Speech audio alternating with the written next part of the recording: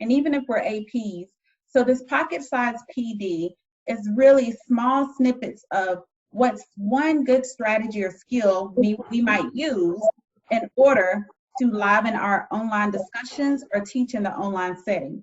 So this one, for example, says discuss with visuals. So during your online discussions, especially when you're in front of the camera, use an image or prop to strengthen and develop your students' ability to visualize, understand, remember a person, place, thing. But making sure that even though we aren't face-to-face, that we might need props whenever we're teaching. So the next one is to take a poll during your online discussions, engage students by probing their understanding of a concept or idea or theme. And it's basically to get teachers to embed live polls directly into that platform. For example, with Zoom, if a lot of you are using Zoom, there's a poll feature where you're able to poll the students and get some immediate feedback with how they're doing, how they're feeling, if they're understanding the concept. So again, the premise behind this pocket-sized PD is to provide small 5-minute professional development sessions for teachers. You might share these via social media. You might share them in an email. If you have check-ins with your teachers throughout the week or each day, you might also share this there. So I'm just going to stroll through so you can see. Like this one says scripted, use the speech to text, closed caption, or have students take notes during your direct instruction, provide the transcript to students. I love the follow-up Fridays, which is teachers might select a recurring time or a day of the week to hold office hours for addressing questions and discussing any of the content or assignments that are covered during the week. So taking some of these snippets, sharing it with your teachers, sharing it with your staff, so that they might do some of these. And then as district leaders too, we might do some of this in terms of holding office hours for those that we support and serve. Now, another thing within my, I lost my timer, but I think I have 1 more minute. We're really strict on these times. Another thing is to, how do we build social and emotional skills in an online setting? So this set of pocket-sized PD gives ideas around how to actually do that. So this example that you see on the screen says relax, relate, release. Nod your head if you see that. Yay. So this is a strategy where you can open your class up by having students visualize one by one what stress looks like, feels like, sounds like, and smells like inside their mind and body. Then asking them to release it, because right now it can be a very stressful time for students. So this is really helping to embed the SEL. I'll share one more. I like the class soundtrack. I love the Check and Connect. There is a Failure Friday. Check this one out. So at the end of each week, feature a successful celebrity's experience with failure, risk, mistake, and then talk about their victory. So this helps students, especially if they're in this environment and they're starting to feel like, man, I need a teacher, I need somebody in front of me. But just sharing these types of things with them would be successful in helping to build that social and emotional learning and skills. So now the time is 4:10. I'm gonna open up for any questions that you might have. And this question open period is for about 2 to 3 minutes. So if you are an attendee, which I like to call you a collaborator, if you unmute yourself, you can make a comment, question, or provide more insight to anything that I've spoken about.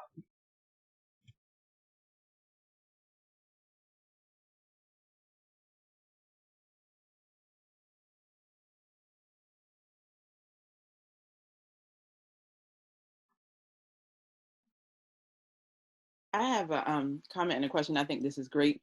Our number one concern in our district is how to address our special ed students. I'm a behavioral ILC teacher, and that has been the biggest concern in our district, is how are we going to address them and accommodate them with their IEP goals and their needs. So if anybody could touch on that. Yes, so that's actually a large need. I've had some conversations about that as well. So I'll take the time, even though I don't have it in this pocket-sized PD, But what some people are doing is, especially with their co-teachers, the co-teachers are supporting those students and accommodating them by having small groups, setting up their own Google classrooms. If some of those accommodations are, I don't know, visual or something where they're not able to type and respond, then, oh, I do have another one. Let me see. It is, let me go back to this one. So a lot of people are using the video response. So there's a tool called Flipgrid. And if you can see the screen right now, Flipgrid is free if you go online. But if you post a discussion question where it's a video of you, then your students can respond with a short recorded video of themselves. And so they can also respond to each other. So if you have special ed students who might have trouble with writing, but not with verbalizing, then you might use something like a Flipgrid in order to do that. But I'll give you a couple more strategies, is using your, utilizing your paras, your co-teachers to make those phone calls to parents, to have phone conferences with students, and to set up those one-on-one. Sign Up Genius is really great for setting one-on-one appointments, or if you just want to do it, but setting those appointments and having more of the conferring time with the students might also be a strategy. But I'm hoping that everybody can also share in the comment box to help address some of those. So we do have a chat box that's available. And then at the end of this, we'll come back to that. Thank you for that question. Thank you.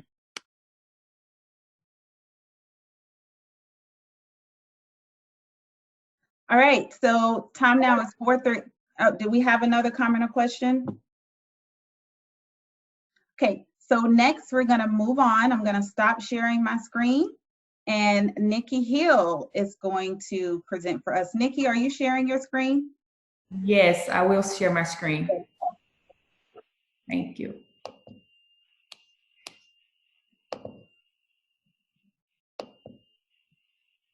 Have you set it up so I can share my screen? Yes, you can share. Okay. All right. So again, my name is Niki Hill. I am an educator in Gwinnett County Public Schools, and I am an ESOL and special education support teacher. And alongside that, also partner with the University of Georgia, helping to spread the word with this new pedagogy called Instructional Conversations. So today I just want to talk to you very briefly about the importance of students having voice equity. It is so critical for students to be able to have a voice and to be able to express themselves, especially in this day and age. And then also we need students to have the opportunity to hear multiple perspectives as well. And so when I think about all those things, and I just think about the learning environment, most likely students are in the situation to where the teacher is posing a question, students raise their hand and they respond, and it keeps going back and forth as if they're playing ping pong. But I want to introduce today a quick strategy that is very similar to pinball, where the teacher can pose an open-ended question and it continues the conversation on a deeper level with the students. So if you look at my screen, you can see 4 different cards. There's a website called Which One Doesn't Belong, and there are several visuals there as well that you can use for this protocol. With this protocol, you ask an open-ended question. You ask the students, well, which one doesn't belong? And from there, based off the students' understanding and their multiple perspectives, they would say, perhaps, well, the red card doesn't belong because the other cards are red. And then from there, you can kind of drive that conversation and say, well, I'm actually thinking differently. I think that perhaps the 10 doesn't belong because it's an even number. And so as you can see with this protocol, there are various answers to it. There's no right or wrong answer as long as the student is able to justify their thinking. And so with this allows every student to have voice equity. Everyone brings something to the table, and they're also listening to multiple perspectives. I know that protocol is something that's very engaging with students. Perhaps with the online learning, you can do something similar to this as an activating strategy just to get your students talking and hearing multiple perspectives. You can use something like Google Classroom and post it so your students perhaps could write their response as to why they think something does or does not belong. When I think about how I've used it in a classroom, I will first introduce something that's low context, something that students can just talk and have a discussion on. And then eventually, once students are familiar with this protocol, then I can start layering in content. So for instance, I could use 4 different historical people, and I may ask the students, well, which one doesn't belong? And then from there, it gives me the perspective to understand what my students understand about those particular figures. I can address any misconceptions. And again, it allows the students to be in a risk-free environment to where they don't feel like I'm giving an incorrect answer, because again, as long as they can justify their thinking, then it's acceptable. And so again, another great thing with this protocol is you can easily create it with any materials that you have. You don't have to go out and buy new things. You can just think about the content that you have introduced to your students and figure out how you would like to put 4 or so items together so that the students can just have a collaborative conversation centered around those 4 things. Again, this is low risk. It allows the students to talk, and it's a very simple tool to open up that conversation in your classroom. I think I have another example. This one right here. Students may perhaps say, well, the cookie doesn't belong because the other items are brown. And if you kind of want to kind of put them in the learning pit, if you would say, I could come and say, well, what if I said the cookie does belong? Now what are you thinking? And so again, it allows the students to open up a clear conversation with their peers when they're able to interact and share their thought process as to why something does or does not belong. And the beautiful thing about it is it's risk-free and there's no right or wrong answer. Let me stop sharing my screen. Okay. All right, thank you, Niki. And if you will, what grade level is that for? This can be for any grade level. I do this with my niece. She's 4 years old. I pull items from the house and I put 4 items and we just have a conversation. And I ask her, I call her my ladybug, which one doesn't belong? And she can say, well, maybe this one. And then it allows me to be able to talk with her to see kind of what she's thinking and to see how she's synthesizing different items that may or may not, from someone else's perspective, go together. But again, it allows her to have their voice. I can also use this with my oldest niece. She's 21. We can sit down and just have a conversation. I can pull up different images and just have that open-ended conversation with her just to see what she's thinking. And so it's something that's great for any age.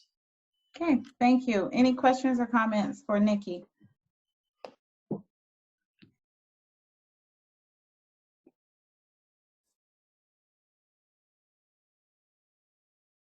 Niki, in the chat box, Marianne Stillman asked about the website. Is it wodb.ca? Which one doesn't belong? Yes, or you can Google, and there are several images that are out there on the web as well. Okay. Thank you. All right, so we'll go next to our next host.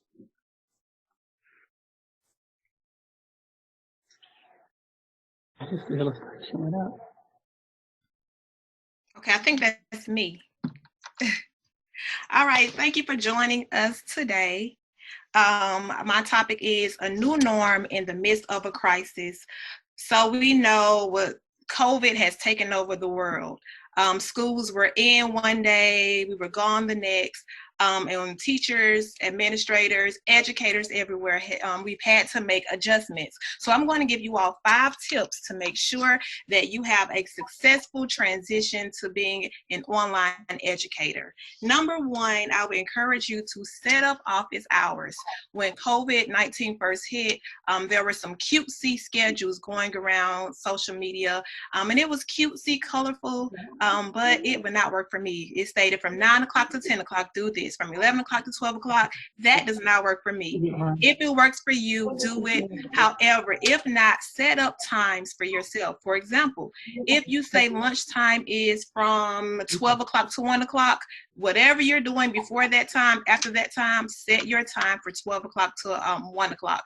If you say I'm going to be done with everything by 5 o'clock, set your time. Also, teachers, educators everywhere are getting bombarded with emails, conferencing calls, live sessions, everything. So it is important to even filter out your emails. Have folders for a parent-teacher folder, or a parent-student folder, colleagues folder. So when those emails are coming in, you can put those emails in the folder where it belongs and prioritize. Try to have 1 to 2 day turnaround where you're responding to emails, because you don't want that to linger. The second step I would say is that you manage your workspace. First and foremost, when you get up in the morning, get dressed. It's easy to get comfortable in your PJs, but you want to, when you feel good, you look good, you're giving your best. So get dressed, brush your teeth, wash your face, put on makeup. Put on perfume if you want to, but you want to make sure that your workspace is comfortable, whether you're living or you're working in your living room, the kitchen table, you have an in-home office, even if you want to go outside when the pollen subsides. But you want to make sure that your workspace, it drives you to that success. The third thing is to take advantage of all the free resources available. There are so many companies who are really chiming in and giving educators that extra push to keep teaching and learning going. I would recommend Screencastify. And Screencastify.com is it's free right now for up to a year because of COVID-19, where you can record yourself. For example, if you have a live session, let's say with students at 9 o'clock, everyone cannot make it to your 9 o'clock session. You never know students' home situation. But Screencastify allows you to record. If you want to review information or introduce information or give directions, students can have access to your recording at their disposal. So Screencastify, if you go to my website, iCoachTeachers.com, you will see a code that is given that you can do that and use it as soon as tomorrow. Number 4, grading. Work smarter and not harder. We always want to make sure students are learning. We want to make sure that our lessons are standards-based. We want to make sure that it is purposeful, but we want to keep in mind that we don't know student situations. So keep your work effective but simplistic. We want to make sure that you're compassionate, you're mindful over what students are going through at home. Parents may be in the medical field. Students may not have internet access at home. All districts are not one-to-one. Some districts may not have provided computers, so you may have one sibling or 3 siblings trying to use one computer. So you want to make sure that you are watching your grading practices. And if it's a lot of work that you're grading, you may be giving too much. And last but not least, and I'm sticking to my time frame, most importantly, stop nail the roses. You are not a machine. As much as we want to, go hard, and we are, make sure you have time where you are disconnecting from emails, disconnecting from the computer, because now we're even in front of the computer even more than ever before. So auto reply. Use to get an email or send an email after 5 o'clock every day. Cut off the weekends. If it's something that you're working on for yourself, fine, but know how to disconnect. And so hopefully you can implement these strategies and use them tomorrow. Thank you. I think we may have some callers on the line who haven't muted their phone. If you can, please mute for us. Are there any questions? I see a question. Can you repeat number 5? Will you repeat number 5? Oh, yes. Number 5, stop and smell the roses. You are not a machine. Working from home is an adjustment, but please make sure that, whatever hours that you set up, if you say at 4 o'clock, I'm done, that 4 o'clock be done, or you'll feel overwhelmed. So that was number 5. Chill out, enjoy life still in the midst of the crisis. Okay, thank you. Any questions or comments or insights for Dr. Edwards? I had a question, Dr. Hill, in the comment section about balancing for those of us that are not in the classroom but we're doing virtual work. How do we make, I guess, a schedule that takes into account that me time at 5 o'clock? Good question. Dr. Edwards, you want to take that? Okay, can you say that one more time? I will. How, like, for those of us that aren't, our schedules aren't determined by student schedules, because I work in the district level, so our schedules aren't, like, we don't have set office hours. We get pulled into meetings constantly. I'm in at least 4 Zoom meetings a day. I'm finding myself in more meetings now than I, clearly was when I reported to an office. So how do we balance that to ensure that we have, like, these 5 o'clock deadline? And I would say for you to still prioritize. I know even being district level, it's almost like your work schedule is on all day long. But even within that, set time, set parameters, like you can't run yourself dry. So if it's a meeting you have to go to, set that meeting, okay, fine. And then make your decision on what are you going to focus on next. So I think you should still set up those hours or focus on what needs to be done first, what can wait, but you still want to make sure that everything gets knocked out the park. But like I said, you're going to have that cutoff time where you're going to be overwhelmed. So set up that schedule for yourself. And I agree. Thank you so much. Yeah, I would add to just get clear with whoever your supervisor is around your standing office time for yourself. So put that on your calendar. And if someone emails you and say, hey, can you rearrange that? I mean, of course, if it's your boss, you want to be like available for them, right? But at the same time, set up that boundary with saying and everybody, the good thing about this is that everybody's allowing each other grace, I hope. So the good thing is you can say, creating this new work environment or this new schedule, I'm really trying to stick to my boundaries, right? So I have this open office hours that I've already published to the schools that I support.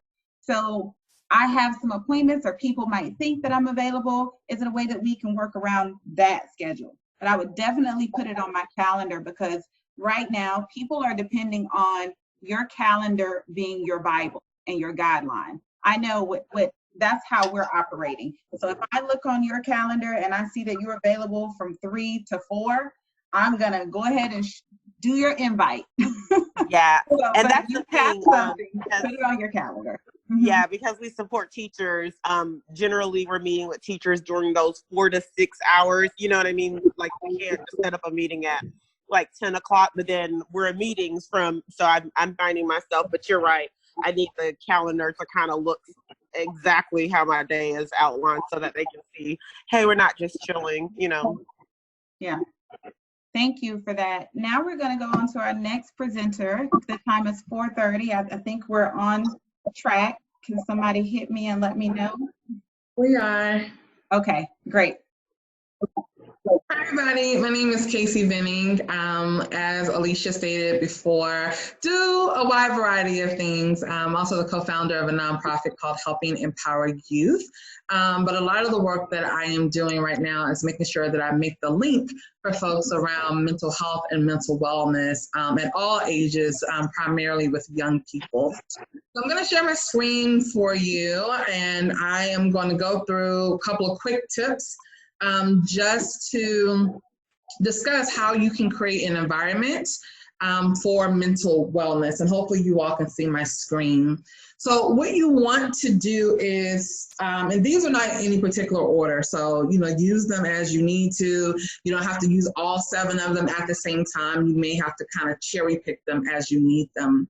But for students, you want to acknowledge that a task or an assignment can be challenging, and then also giving an example of when you experience anxiety around something.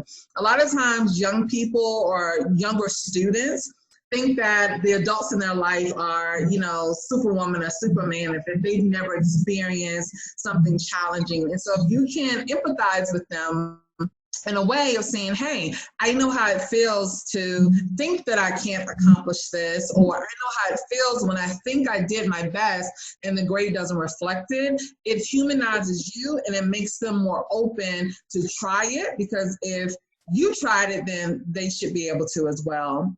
Also, to encourage them to keep a journal. I use this particular tip across the board, whether I'm talking to adults or young people. And because we're living in a digital age, we use a lot of voice memos when I do consulting work, because a lot of times our young people are not writing anymore.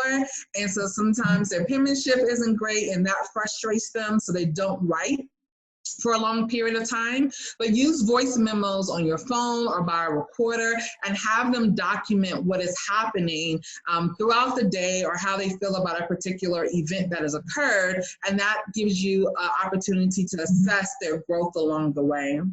Also, be careful of responses to their feelings and their emotions. Know what not to say. One of the big things when young people come to us is, oh, well, I know how you felt, or that's not a big deal, or I promise you things will get better.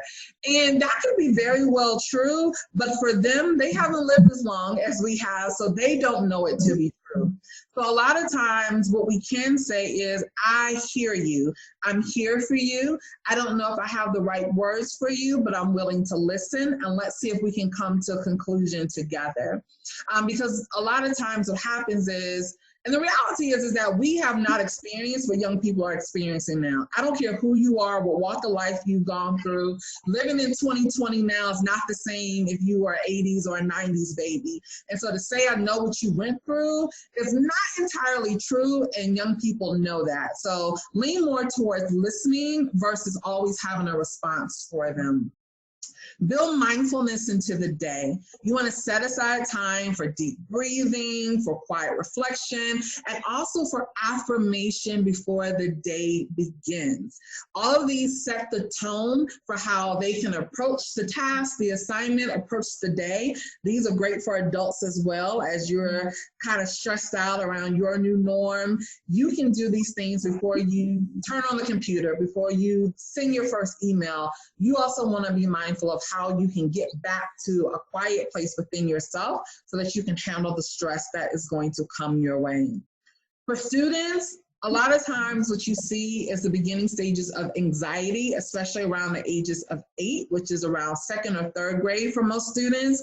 And anxiety looks like stomach ache. So when we were in schools, if you had that one student who always talked about their tummy hurting, but there was no logical anything bad, maybe they're not sick with a cold or a flu. That is their way of saying, I don't know how to articulate that it's not my tummy feeling bad because I ate something wrong, but my tummy is feeling bad because of all this nervous energy that is happening because I am afraid of what is to come. And so one of the ways that we can help subside some of the anxiousness that students feel is to announce when change will occur. So instead of just saying, all right, science is over, pick up your math book, 5 minutes before, okay, students, we're going to transition in about 5 to 7 minutes, finish up what you're doing, close your books, and then we're going to go on to math. This gives students who are really having a hard time with anxiety a chance to mentally prepare for what is to come. You want to be mindful of sounds, smells, colors, and tone, right? A lot of these things can be triggers for students. We don't know what happens at home. As much as educators are really superhuman in some regards, we can't know everything about every young person in our life, but we can make sure that we kind of keep things very neutral and very clean so that we're not inadvertently triggering our students. Tone is important. A lot of times, I have found teachers who are just very kind of exacerbated and frustrated with the situation, and they begin to raise their voice and they begin to yell. And so when I was in the classroom, I would remind my students, I'm not going home with a headache, so I'm not going to scream at you, but my tone would change or my tone would soften. A lot of times I got quieter, and then students would try to figure out, well, what is she saying? Because I can't hear her anymore. And then somebody next to them would say, well, can you be quiet so I can hear Miss Venning? And it begins to change the tone of the classroom when you do what you want them to, meaning you model the behavior versus you matching their energy and matching their tone. And then in this era of social distancing, I did a Facebook Live a couple of days ago where I talked about we don't want to socially distance. We have physical distancing at this moment, right? So we need to physically be away from each other to flatten the curve, but we want to make sure that we're increasing and maintaining our social interactions. And so we can use FaceTime, we can send text messages, emails, pick up the phone, call, text, whatever it is, but don't decrease the social interaction that you are experiencing right now. You want to actually increase it, because on Maslow's hierarchy of needs, social interaction between human beings is definitely on there. It's maybe not at the top with food and shelter and water and clothing, but it's on that base. And so what we need to do is to make sure that our students understand that there's still a connection that they have with us as the educators or the positive adults in their life, and that has not been diminished simply because we have physically distanced ourselves. And so these are just some quick tips of things that you should be able to implement very quickly, and things that you can also do if you are teaching online or if you are doing check-ins with your students. Still have them journal. Ask them how they're feeling before you get into the heart of the content. Let them know that you may be a little bit fearful or scared of what is happening as well. When you can humanize your experience, it then creates a very safe environment for young people to then express themselves. And that really is the building block for mental wellness. So I'm going to stop sharing here and throw it back to Alisha. But if anyone has any questions, I'm happy to answer them for you.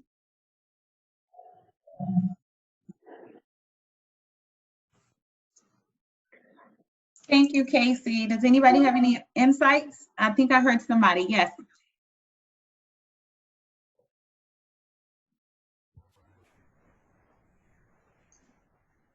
Okay, KaCey, would you speak a little bit about tone?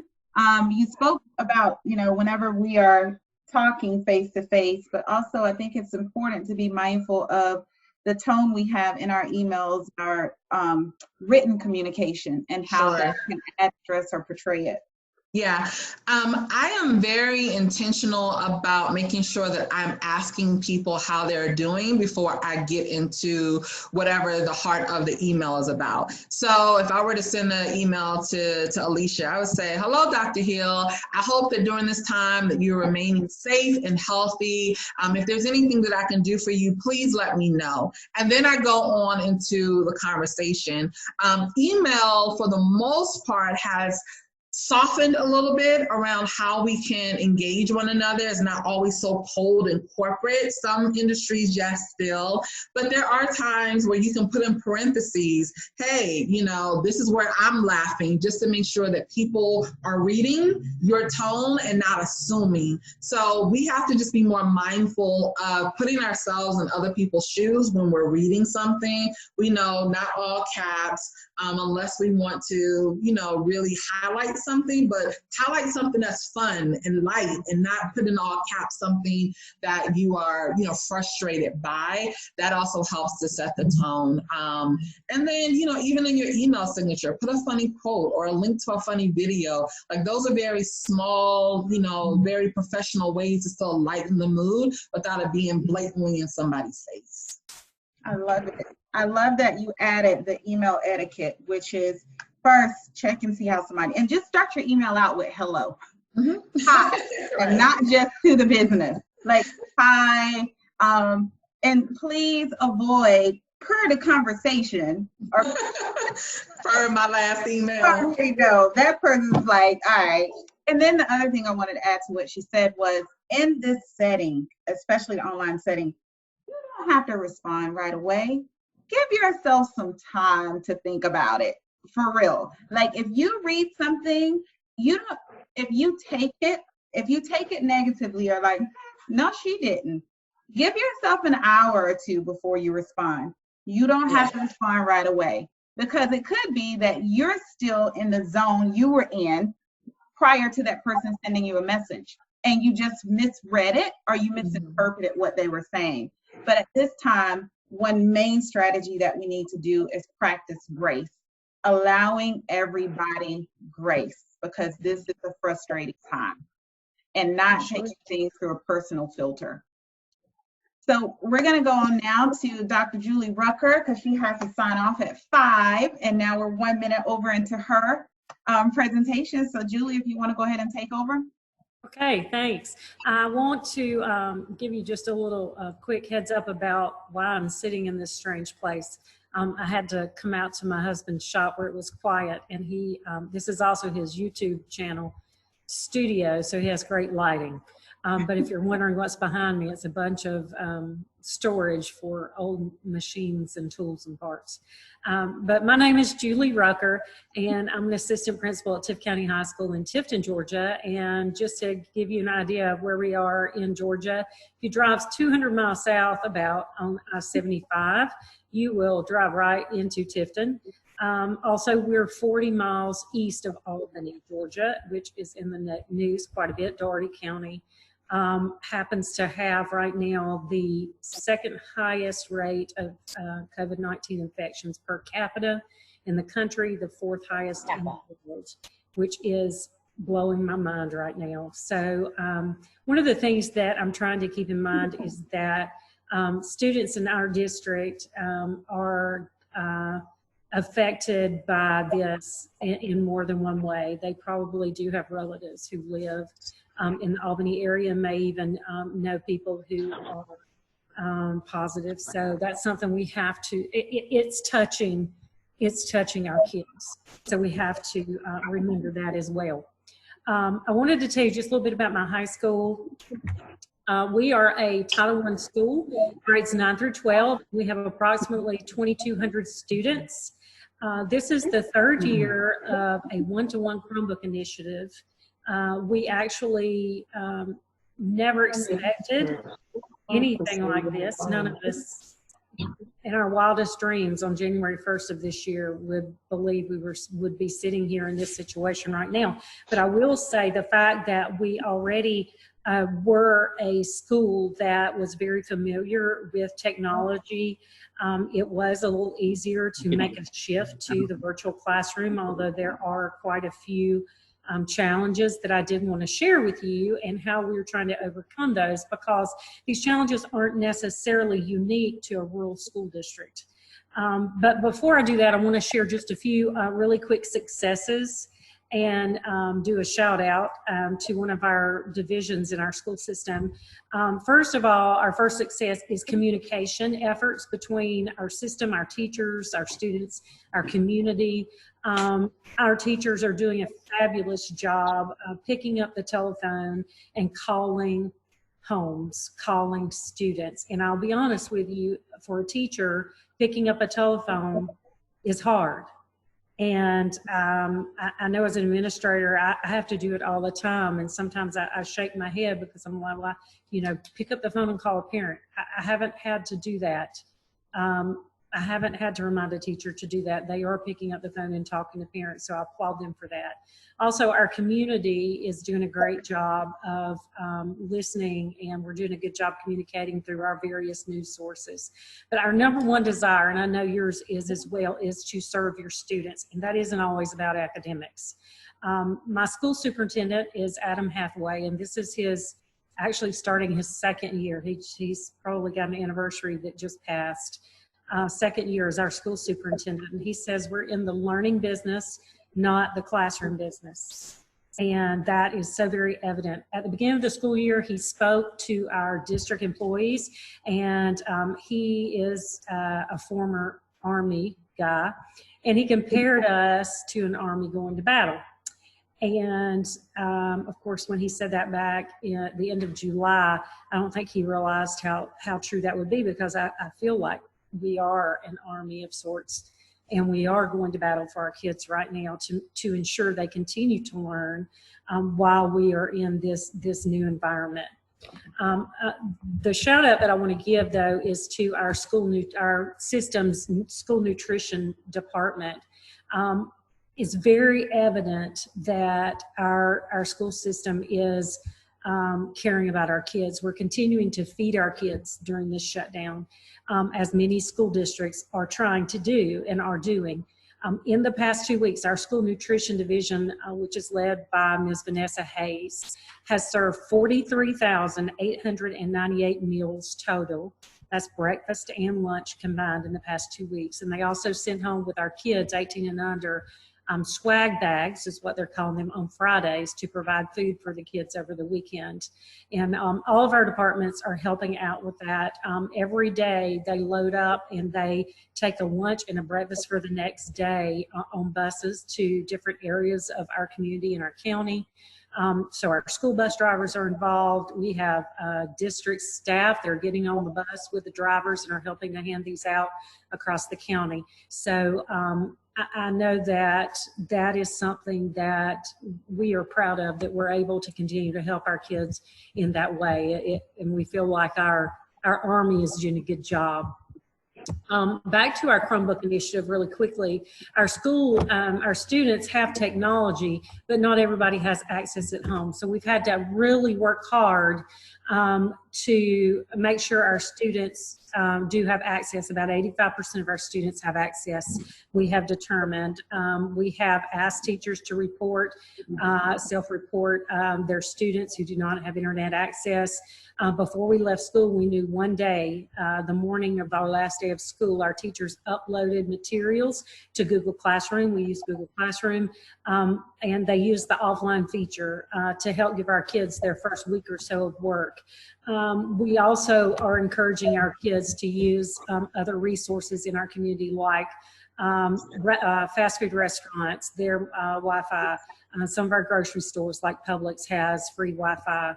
Our public library, if you could drive up to close to the library, you can access free Wi-Fi. My school, in fact, this week started having a couple of days a week where just our students without Wi-Fi access can drive to the school, and we have a booster out in the area where they can drive up to help boost the Wi-Fi so that hopefully they can log in, submit their assignments, and also download any new assignments. We did implement a schedule for our students to connect with teachers live 2 times a week, and we're having to make some adjustments, and that's something I want to encourage you to do. Make adjustments. If it doesn't fit the needs of your kids and your teachers, make adjustments. It's not mandatory for students to be there online, but we want them to feel like they have a personal connection, and that helps. And I know I'm getting close to the end of my time, so I'm going to skip down, and I want to tell you that to support your teachers, send email updates that are positive and supportive. Be available by phone, text, or email during your work hours. That's someone has already talked about. 8 to 4 is what mine are. Use Google Meetups to meet with them once a week and let them ask questions, get information, reassurance. Use Google Classrooms for your teachers to push out information to them in an asynchronous environment where they can log in when they have the time. Provide some technology resources, but don't overwhelm them with it, because even some of our younger teachers have no clue how to teach in this environment, and there's a lot of stress that's added to them because they want to do well for their kids, and they're trying to learn how to do school. Encourage them to use also, this is something really important, encourage your teachers to use a private social media space themselves to grow their own relationships as colleagues, to share their frustrations, just to be witty with each other. I've been invited to one of those groups, and I feel very honored to be able to, observe what our teachers are sharing, and it's fun and it's funny, but it alleviates some of that stress. Most importantly, I know Alisha already mentioned this, but I have this too that I want to mention. Allow yourself grace and mercy, and make sure you're extending it to students and other teachers that you work with. Grace and mercy. Thank you, Alisha, for inviting me. I appreciate it very much. Thank you, Julie. Any questions for Julie? She explained that Tifton was a rural district, and I know a lot of times in our districts, our students in rural areas, students don't have access to the internet.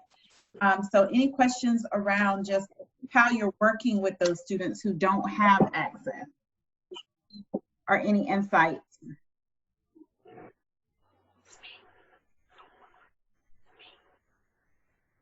Okay. All right, so no questions or insights around that. I know that I'll give one. Some schools are producing packets and allowing parents to come and pick it up from their front office. Most schools are still open, either the principal or an office manager is there during those times. So if you are a parent and you're on this call, or you know a parent who might not have access, you know, you might ask if there is an option for that. So right now we're going to move forward, and we're going to thank you again, Julie. And we're going to go to Miss Brittani McDuffie-West. I believe she's next. Hi, everyone. I'm Brittani McDuffie-West, and I teach theater arts and dance at King Middle School. One of the things I wanted to speak specifically with our parents about today was routines, rituals, and rules while we're having distance learning. It is very important for you to establish some type of routine, not necessarily being super strict where like it's something that they're doing, you're having a routine all day, every day, but choosing a time of day. Whether if your child's a morning child, they get up in the morning and they have a specific routine that they have in the morning, or if they're more of an afternoon student, then you have those routines or rituals in the afternoon. But something very small that they get up and do every day, whether it's a chore or it's something simple, getting up, brushing their teeth, washing their face, putting on clothes, and then going ahead and starting their distance learning assignments. This is important because we will at some point be going back to school, and one of the issues that teachers have after summer break, after Christmas break, after any type of break that the students are home for an extended period of time is establishing those routines and rituals and getting the students to calm down and get ready for their learning environment. So my suggestion would be to choose a time of day that they do the same thing every single day, even on the weekends.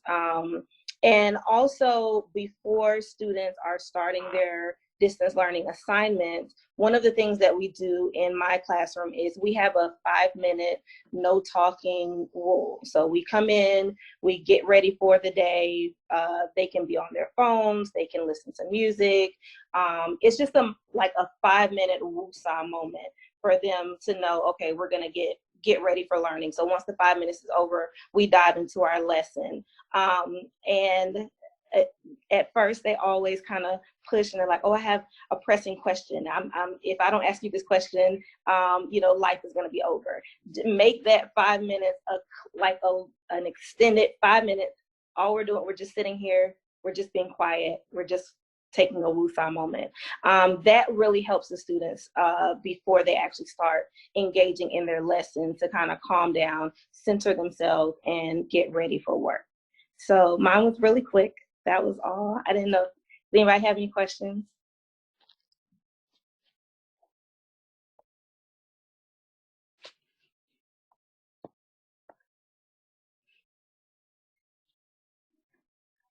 I just have a comment that truly what you're saying has been working for us. I have a very hyperactive teenager, and I also have a college student, but having them get up in the morning at the same time they would normally go to school or go to class, they're just in a routine. And so by the end of the day, they're ready for me. And so they have to pull me away from work to be like, all right, you're home now. So then we actually do things together. So taking a little bit of that time too that we're given now and not being stuck in traffic to actually do things as a family has really been beneficial.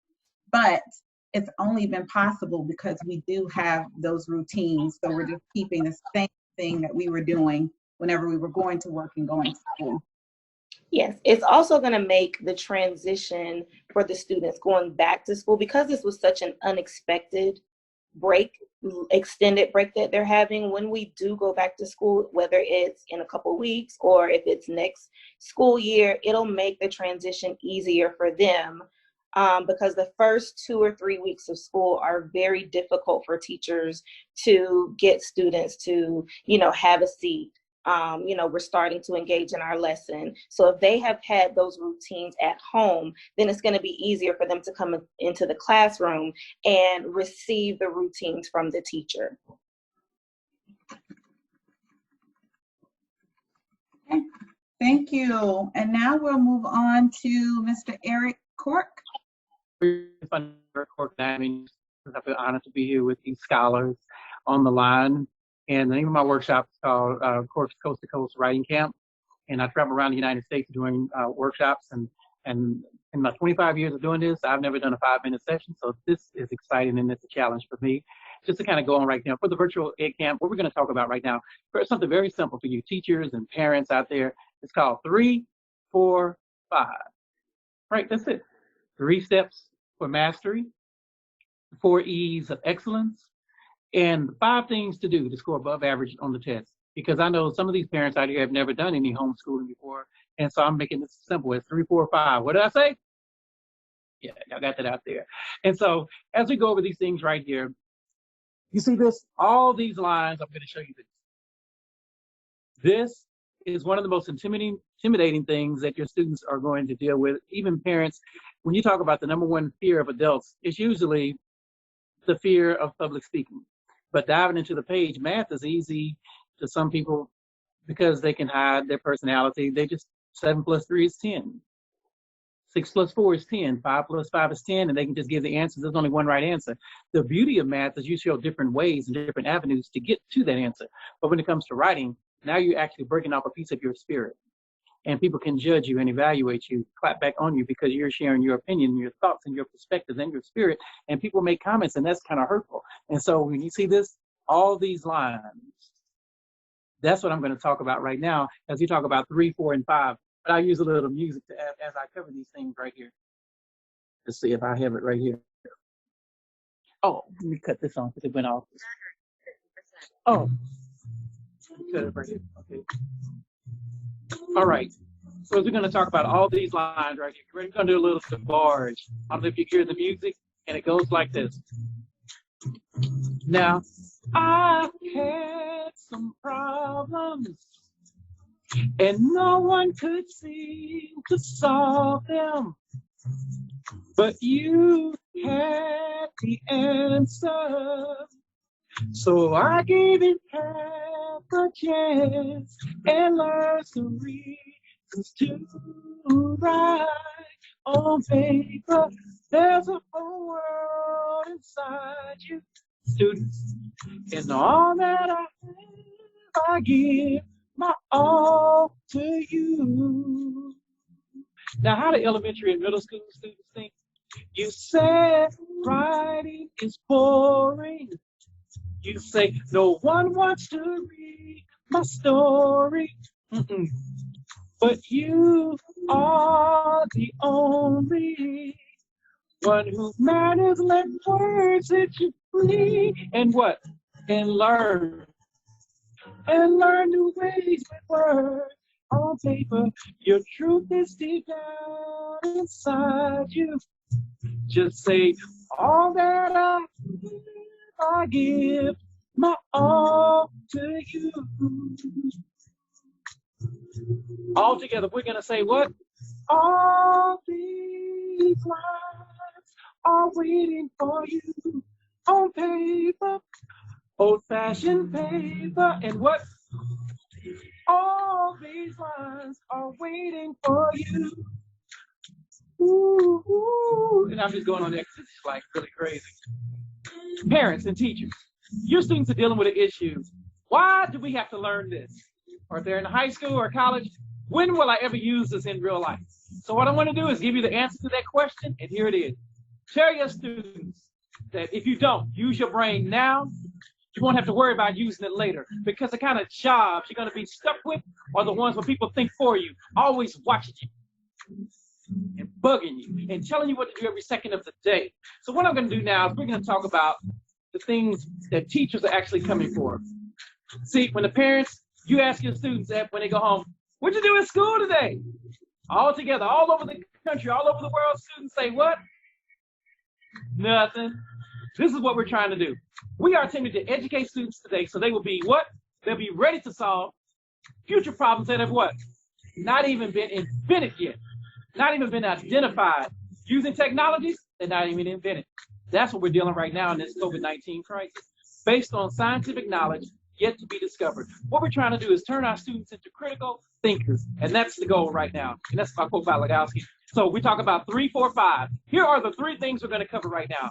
For mastery, not mediocrity, not doing just enough to get by. We're talking about mastery skills. The first step is define. You must be able to define the terminology. You will be lost in the classroom if you do not understand what the teacher is talking about. Whether you're a principal, a football player, a dancer, or a basketball player, it doesn't matter. You must understand the terminology in that particular area. And that we're talking about curriculum with English language arts or math or calculus, it doesn't matter. The second step of mastery is what? Understand. Do you understand that an adjective describes a person, place, a thing, or an idea? When you do that, you're ready for the third step of mastery, parents, and teachers. And the third step is apply. Can they apply the information that you have taught them after you're not holding their hand or teaching? Can they perform this on the state test? So now, in my book, I have a workbook that I use across the country. And page 3, let's see if you learned anything. What is step 1 when it comes to mastery? Define. Step 2, understand. Step 3 is apply.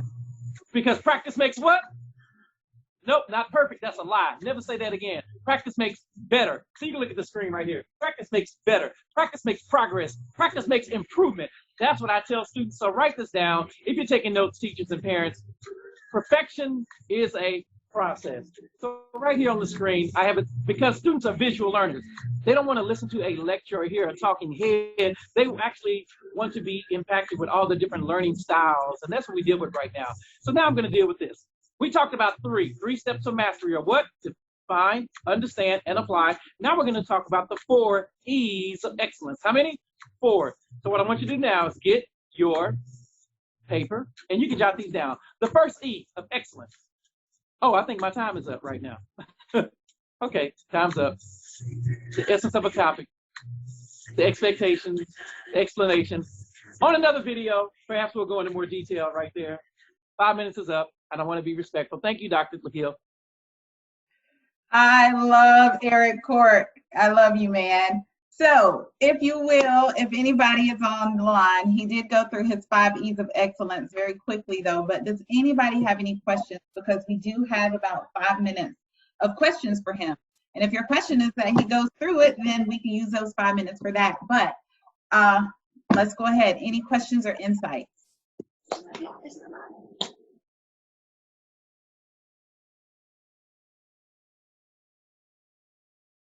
All right, so Erik, you want to go through those 4 E's of excellence, I'm sorry. Oh, okay, I'll back them up. What I do, the first E is the essence. If you know someone who likes to fish or someone who likes to barbecue, you can wake that person up at 3 o'clock in the morning and they can talk on their topic, something that they're passionate about. And so if I talk about language arts, I'm a writer and it comes out through the pores of my skin. A person who loves numbers is the best math teacher. And everybody who's watching this right now, you already know there is a teacher that you like better than the other teachers because this person actually oozes passion for this topic that they're talking about. And so if you're talking about something, don't just go through the motions because students can tell when you're just actually talking at them and not talking to them. So the first thing we want to talk about is having an essence and a command of that subject or that curriculum area, that content area that you're dealing with. So the second step of the second E, which is called the expectations. What are the state objectives? You're in Georgia. And so every teacher has a list of criteria that they must cover in that particular grade level appropriate curriculum, but they're frustrated because they feel like they have to reteach something the student should have learned 2 or 3 years ago. And so what I deal with are the expectations, because the third E of excellence is called explanation. That's where it comes into your teaching style. Students have learning style and multiple intelligence, but you have a particular style that you teach. And so what you want to do is be able to explain those expectations and filter it in a way where you speak the language that the students are talking. And the last E of excellence is called execution. That's the state test. That's the application. Can they execute those things that you've actually talked about, or did it go in one ear and out the other? And so that's what we talk about, the 4 E's of excellence. What is the essence of your topic? Talk on that, speak on that. What are the expectations from the state and the district level, your principal's expectations? The third E is how you explain them. Another word for that is called the lesson plans of the teacher. How do you explain those expectations? And the fourth E, of course, is the state test, the execution of everything that you taught all year long. That's called showtime. Thank you. Thank you. And I kind of got that down in the chat box down there too. So thank you for going through that for us. We really appreciate it. And now we're going to move on to our last learning partner for today, which is Ms. Gray Calcano. And Gray, if you want to unmute your screen and Hi, sorry, when I unmuted my screen, I stopped hearing what you were saying. So I think a lot of, from what I heard, there were some things that were shared that are some of the same things that I wanted to share with everybody. But what I'll do is I'll share a couple of things that I have done just to kind of help my teachers and some of our students transition into this new digital learning world that we all find ourselves in. So one of the things that that echoing what somebody said earlier, talking about when students come back to school and just the importance of routines.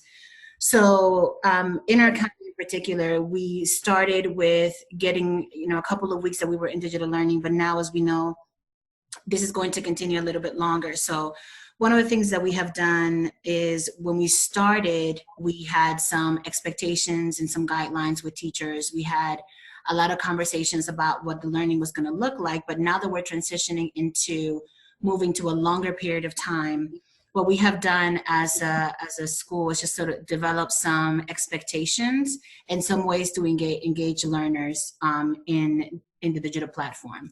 So could I share my screen? Okay. So for example, one of the things that we have done as a school is I went ahead and met with some of our instructional team and sort of developed some new expectations for learning. And I know that there had been some conversations about some of the things that the teachers are going to need. So we met and we talked through some of these expectations for planning and what that's going to look like. We talked about some expectations for technology. So for example, having some time where teachers are going to have opportunities to come and have Zoom sessions and meetings with our local technology experts to kind of learn how to do some of the expectations that we have. And then another big piece for us that we're doing is that we are finding ways to sort of engage our learners. So our teachers are going to be doing live and pre-recorded lessons that they're going to post on the digital platform to engage with students. Now, and I know that I'm going kind of fast so that I can answer some questions afterwards, but we're also finding ways to kind of keep a sense of normalcy for our students. So on our homepage, one of the things that we have, for example, if you see here, is we have our morning announcements. So in the morning announcements, we have an anchor that comes on, I come on, I send a video we do it through our media specialist is gonna put in the video together. Our students are also coming on, and our coach, he does like the warm up of the day with our kids.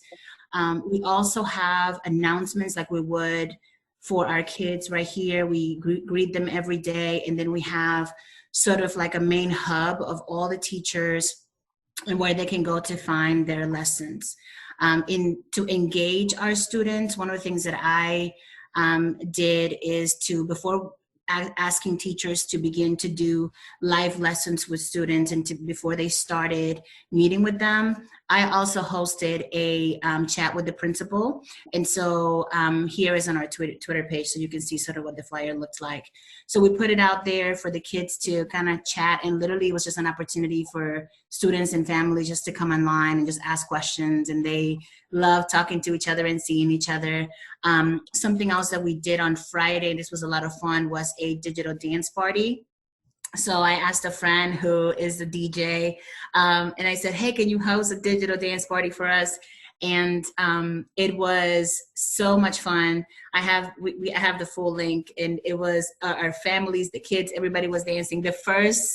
Probably the first 5 minutes were all the kids just talking over each other. I'm so excited to see you. They loved it. One of the things that I am planning to do for when we come back from Easter, I'm thinking about doing like a digital egg hunt. I'm still kind of thinking through that one, but I want to do one for staff and I want to do one for our students. So I think the biggest takeaway that, I'll stop sharing now, but the biggest takeaway that I have is for us as educators, as administrators, and then I think that kind of trickles down to students as well, is just finding ways to continue to engage our families, our students, and our teachers, because it is different to transition to a digital world, especially for me. I'm very visible. I see the students every day. I'm greeting them every day. So I'm trying to find ways to still stay connected with them. So not thinking as, as this as distancing, but just finding a new way to sort of relate and keep your school culture and morale going. So just trying to think outside the box and finding ways to engage your different stakeholders in the school. Wow, you are definitely thinking outside the box. I want to know how this virtual Easter egg hunt is going to go. Our church needs to do that. So what I'm thinking so far, I think for the teachers, I am going to probably like hide eggs around the school and then figure out if they know where it is. For the kids, I think I'm going to try to work with my with my technology expert and then some of my teachers. And then I think what I'm going to do is in some of the additional like places that all the kids will go is have like a random picture of an egg and see how many kids can find them. Something else that we are going to keep doing, I didn't mention this, is I used to do nights of the week when we were at school. So all of the kids will go on a wall and we have their picture taken and, their nights of the week and their picture is on there. So we're going to continue to do that from a digital platform. So the teachers, instead of doing a form, they're going to do it through Google Form. And what I'm going to do is have kids either like take their picture at home and send it if they're the nights of the week.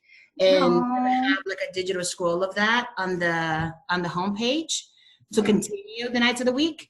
So, just trying to find ways to keep things as normal as possible. And I think a lot of times with the teachers, with the kids and the families, we have to engage them too, because as you know, teachers in here will know that. I mean, you almost have to be, a jack of all trades to keep them engaged when they're in front of you. So we kind of have to do the same things on a digital platform. So.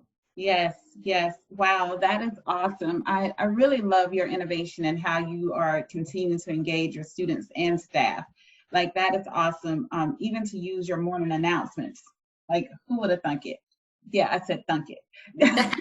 Who would have thought that though? But those are really great ideas, and you even have that in the comment box. Like, your ideas are awesome, great, and I'm so glad that you joined and shared with us. Any comments or questions for Principal Calcano?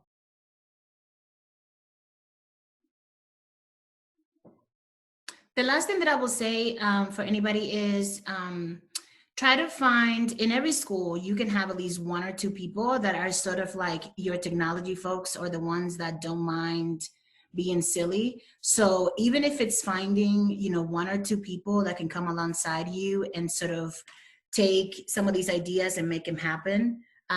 Because from an administrative perspective, I mean, you do have a lot of pressure and a lot of things that you sort of have to balance. So if you can find a couple of partners that can come alongside and just do this work with you, that will also help you tremendously, instead of trying to do it all yourself. And even just thinking through being a thought partner, that will make a big difference too. Thank you so much. Our time now is 5:15 and we are on point. In terms of questions, now it's time for discussions and insights. So anyone on the call, if you have any questions or any insights that you want to give, we do have about 5 minutes for sharing for that. So you don't have to be a host or a presenter for this. This is our unconference part of the conference. So in an Edcamp, the people who attend get to come up with the topic. So right now, I'm asking anyone on the call, do you have something that you've done that you'd like to share? Or do you have a question about something in particular? Like earlier, Gray, I don't know if you were on at that time, someone asked, like, how are you still providing accommodations for a special ed population and getting those kids and families engaged? So we'll start with that. Would you answer that for us? Yeah, so one of the things that we have done is we have, our special ed team has continued to have the same kind of conversations that they would if we were in the school. They're joining the Zoom sessions that we're doing with the grade level teams. And what they're doing is that they're providing differentiation for those students with the same work. So they have They're joining their parents just like they would normally. They're providing accommodations, and they're also having some live sessions and times when they're available for parents if the parents have questions. So they're still providing that same level of support and joining those grade level teams. The same thing with our EL population as well.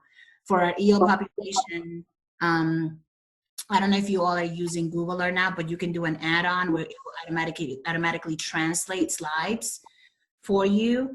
That's an add-on that is available through Google if you want to research that. And also where, you know, some staff members have stepped up and just have been translating for teachers. So we have that option for our EL families as well. Thank you. All right, anyone else have any questions, comments, or something to share? If you do, please unmute your mic and go ahead and speak.